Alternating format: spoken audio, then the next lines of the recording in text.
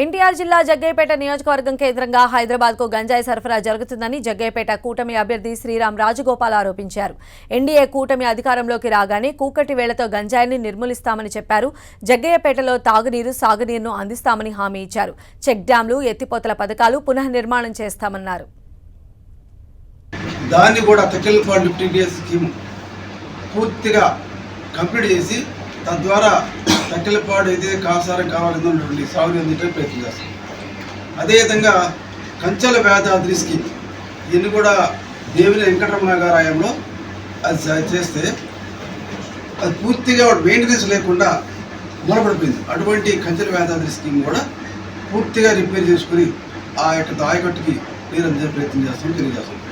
ప్రత్యేకంగా రైతాంగం గురించి ఆ విధంగా అయితే అదేవిధంగా మా ప్రభుత్వం వచ్చిన తర్వాత చెక్ డ్యామ్స్ పాలేరు కావచ్చు, మిడేరు కావచ్చు, చెక్ డ్యామ్స్ ఏర్పాటు చేసి తద్వారా బ్యాలెన్సింగ్ ఏదైతే మన వాటర్ లెవెల్స్ డ్రింకింగ్ వాటర్ కావచ్చు, లేకపోతే ఇరిగేషన్ కూడా వాటర్ లెవెల్స్ పెట్టడానికి తప్పకుండా పాలేరు, మిడేరు మీద చెక్ డ్యామ్స్ ఏర్పాటు చేస్తాము.